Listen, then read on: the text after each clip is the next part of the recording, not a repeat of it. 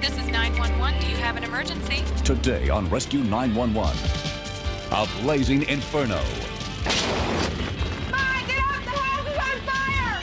Benton County 911. A frantic cry for help is a trapped man's only hope of survival. So I knew there wasn't a lot of time. Plus, when a high-speed chase ends in disaster, Someone call for help!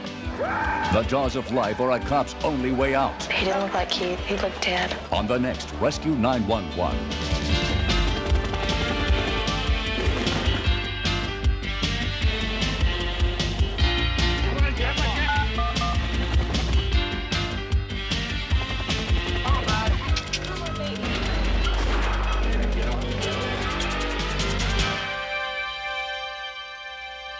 When tragedy forces us to reassess our values, it can serve as a painful reminder of what's truly important in our lives. I'm William Shatner. Tonight, true stories of families that pulled together in their darkest moments on Rescue 911. We begin on December 13th, 1992 in Rogers, Arkansas, as Mike and Karen Hall and her 9-year-old son, Andrew, were looking forward to spending their first Christmas together since Mike and Karen's marriage the summer before.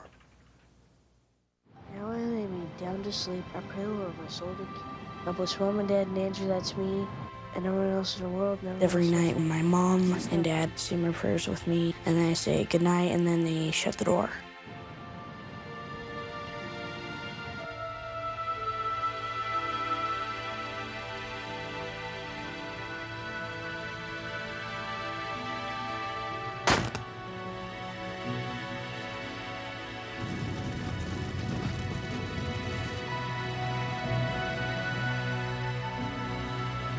I was really thirsty. I just figured that I'd get a drink. There was a lot of smoke. The Cub Scouts taught me to get out of the house very quickly and call the fire department. Oh! Yeah! I yelled for Mom and Dad so they would wake up. Benton County 911. When the call for help came in, Rogers police officer Brian Walters happened to be in the dispatch center. Or Washington It Street? was only a couple of miles away from the police station. Okay. I thought if I could get there, I could contain the fire with my fire extinguisher.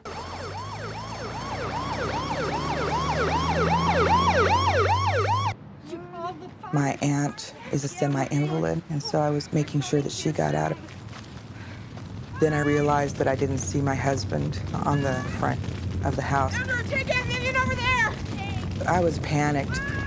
The fire had really become an inferno.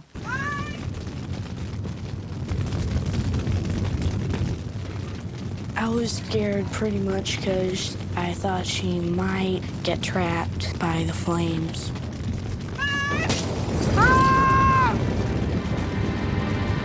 When we continue, I was under the assumption that it was a very small fire.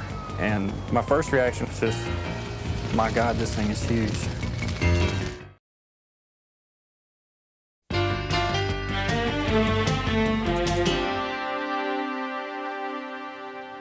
when a fire broke out while the Hall family was sleeping, 9-year-old Andrew, his mother Karen, and her aunt managed to get out of the house.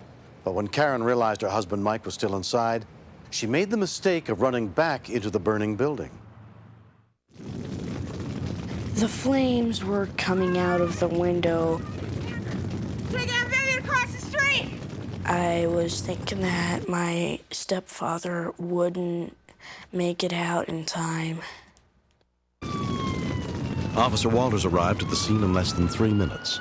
I was under the assumption that it was a very small fire. And my first reaction was just, my God, this thing is huge.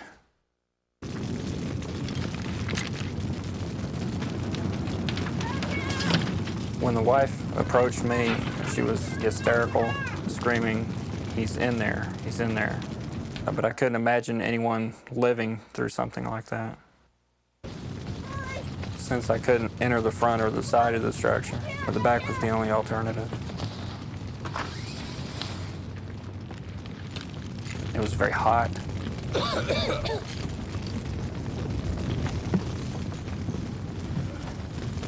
was real hard to breathe. There was lots of black billowing smoke and heat. and that Mike was still in the house was very frightening to me.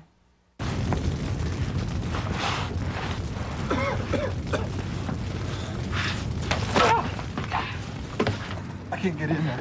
I asked her which room he was in specifically. This one here. I told her to go around and wait for the fire department Okay. because I didn't want her to see her husband in the condition that he may be in. I could not see in the room at all. Please! I screamed several times, but there was no response. Within a few minutes, units with the Rogers Fire Department arrived. The living room area was fully involved. It was getting ready to go into the roof area. When it gets into there, the rest of the house can go real fast after that. Firefighter Billy Bell headed around to the bedroom window. Ronnie's in this one. Supposed to be in here. The flame had not made it back to the bedroom area, but there was enough heat and smoke that I knew it was getting close, so I knew there wasn't a lot of time. It was hot, well over 1,000 degrees at the ceiling area.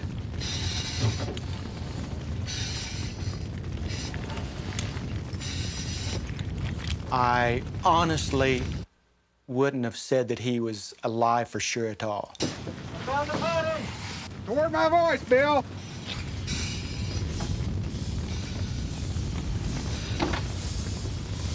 I drug him to the window. From there, it was just kind of a horse and push until I could have some help from the outside. When I heard that they had found Mike, I asked if I could go back and see him. They told me that I couldn't. I was put into one of their vehicles, which had a radio, and did hear that Mike was in respiratory arrest, which frightened me. Wesley Lewis was the first paramedic to reach the victim. With that intense heat and that much smoke, I was not expecting to find a survivor. I figured it'd be more of a coroner call. He had actually quit breathing, but he did have a pulse. We opened his airway, and he took 2 gasping breaths. I was very surprised to see him making an effort to breathe, and I hoped that he did have a chance, at least. At St. Mary Rogers Memorial Hospital, emergency physician Lee Fincher took over Mike's care. The patient was deeply unconscious. He was unresponsive. He was in critical condition at that time. Ready? Good suction, ready. The major thing we're concerned about is the damage done to the lungs and to the brain from lack of oxygen. It was a possibility that he would not make it out of the emergency room. It was also a possibility that he would make it out of the emergency room as a breathing body with a heartbeat, but no brain functions left. It was hard to see him laying there, having his life sustained by machines. And told him how much I loved him, told him that he was going to make it, you know, that he was a strong man and would fight. By the 3rd day after the fire, Mike was much improved, but he was still unable to speak. He wrote a note that said, "Who saved my life?" and my mom wrote, "Andrew did." Mike wrote, you know, "Thank you for saving my life" to Andrew. Tears were in Mike's eyes, and Andrew started tearing up also, but he was trying to be so brave that he turned towards the window so his dad couldn't see him cry. Didn't you guys just hear that rifle? 1 year later, Mike Hall and his family have a lot to be thankful for. The best thing that came out of this for me was the way it brought Andrew and I closer together, more like a father and son. He has the qualities to be a very good father, and another good quality that he has is to go fishing very well. Well, honey, they'll have to be right up at the very top. When you go through something as devastating as this, you realize how inconsequential material things are. Make the time for your family, make the time for your friends, because that's what's going to be there when everything else is gone. An investigation of the fire subsequently determined that it was caused by a spark from an extension cord. If you have a smoke detector, make sure they work properly. If you don't have smoke detectors, get one. If Andrew hadn't known what to do, we all would have died. It makes me want to give him a hug every time. I love him so much. Next. He was married, he had a child, he had one on the way. I kept thinking of the fact that a police officer is not supposed to die this way.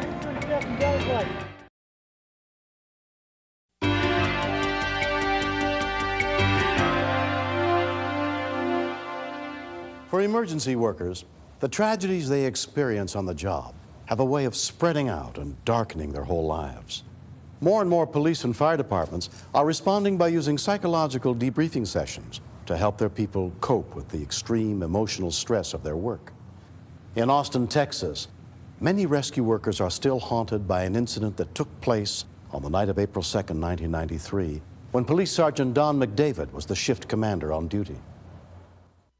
And I think part of the major issue I had to take care of was the feelings of frustration because I could do nothing. I could do nothing. It's affected me worse than most incidents that have occurred on duty in my life. What actually took place was that Keith got behind this vehicle for a traffic violation.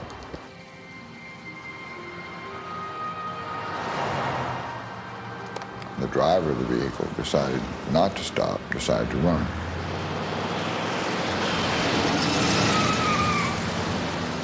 "22-year-old Keith Sheffield had been a police officer for less than 7 months.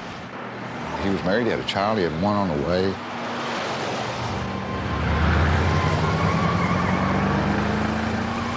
I kept thinking of the fact that a police officer is not supposed to die this way.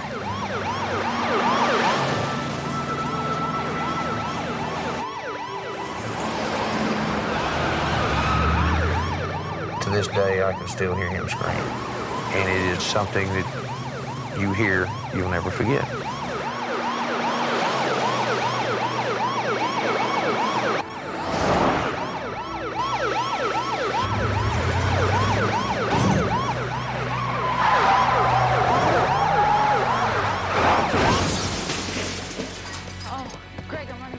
I just heard a big kabang, and I just thought, oh no, the officer's been hit.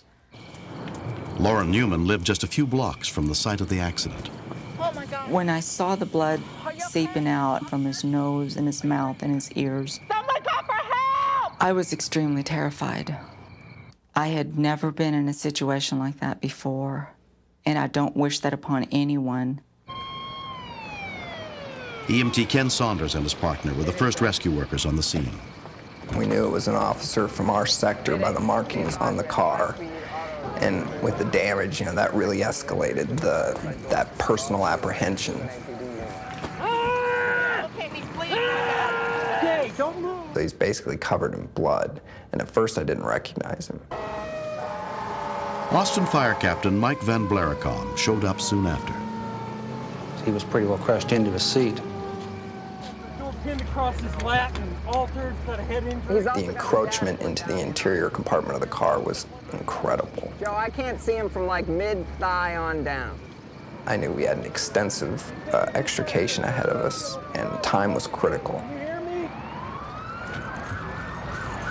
You're okay, bud. Sergeant Mike Phillips was the first police officer to arrive. Anybody witness this collision? Police officers are supposed to be in control. In this particular instance, here a very young officer was that I happen to know. He's trapped in a vehicle.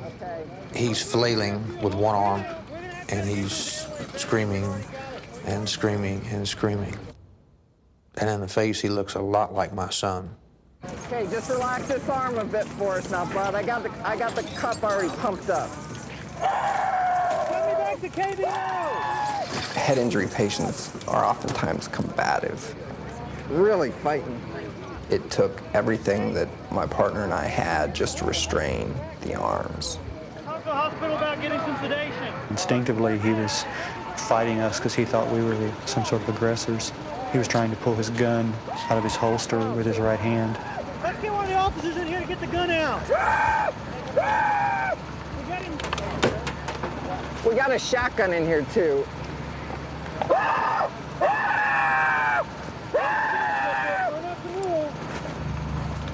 Got it. Okay. We got the service. Need an officer for his gun. Lock it up and put it in the back of my car. Sheffield, just relax. It affects me anytime you go to a scene, but it affects me more if it's someone that you know. It's Keith Sheffield. They're trying to get him out of the car now. Keith was energetic. He had his whole life ahead of him, his whole career ahead of him. He was screaming. I mean, it's blood-curdling scream. I reached inside and I grabbed him by the arm, and he looked at me like he didn't know who I was.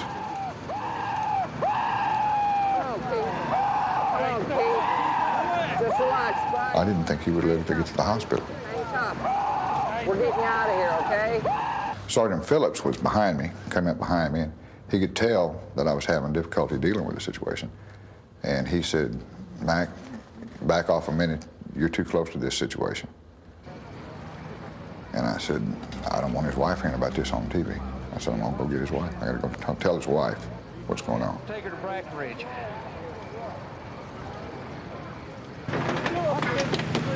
Bring it back in. I have everybody stand back. Relax, Sheffield. Don't move. Hang on, buddy. Monitor shows about a rate of about 100. Well, we got enough room. He's not a problem underneath. It's just from the side. They just opened it up like an old rusty can. And then and only then were they able to free his legs and feet. You okay? Everybody After more than 40 minutes, Keith's body was finally lifted free of the wreckage. That's good stuff. Those firefighters and those EMS techs that night, they were going to get that boy out of that car alive, whatever it took.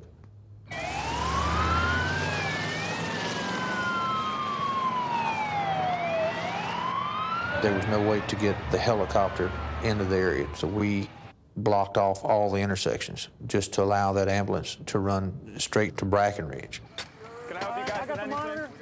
At Brackenridge Hospital, Keith was examined by emergency physician Sean Wasmuth.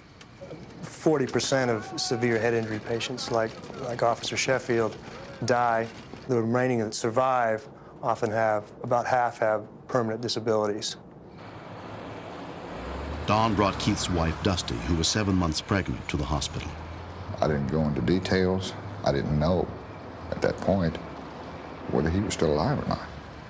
Sergeant David, as he's driving me there, was telling me that, he's real critical and they don't know if he's going to make it, and I just didn't hear any of that.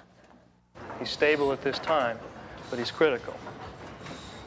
When I walked into the emergency room and just saw him laying flat on his back, he didn't look like Keith, he looked dead.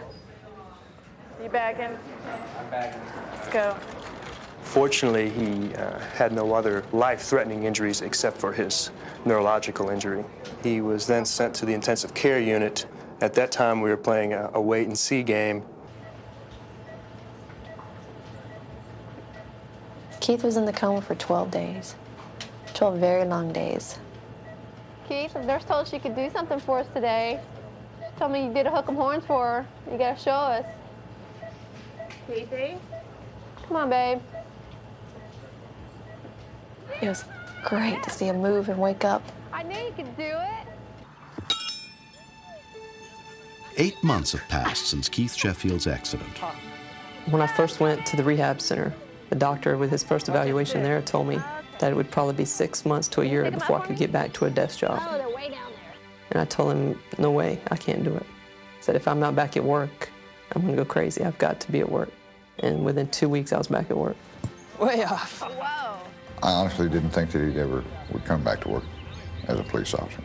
I was proven wrong. I learned a lot by it. I learned you can never count anything out until it's over. I didn't believe that Keith was going to live. I mean, Ann Hutchison is a stress debriefing counselor. The problems that EMS police officers face if they don't get a chance to deal with the impact of their calls on them is high rates of suicide, high rates of divorce, high rates of drug and alcohol abuse, feelings of isolation. See what the birds need. You think that's enough? Enough? Yep. Okay. Watch them so they don't fly out. Before You see your kids and you think how much you love them, but it just doesn't really go down deep until something like this happens, and you worry about what would happen if you weren't there. I really tried to make every moment I have with them the best one. Okay, where's the ball? The driver of the speeding car was subsequently arrested and charged with evading arrest. Go! All right, let's go get it. Go. I'm real proud to work for the Austin Police Department. It means a lot to me, more so now than it ever has before.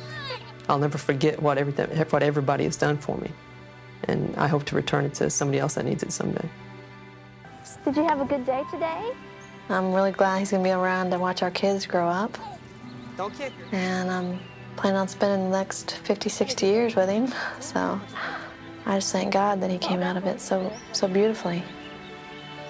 Just going to church, have a good day. Spend a good time.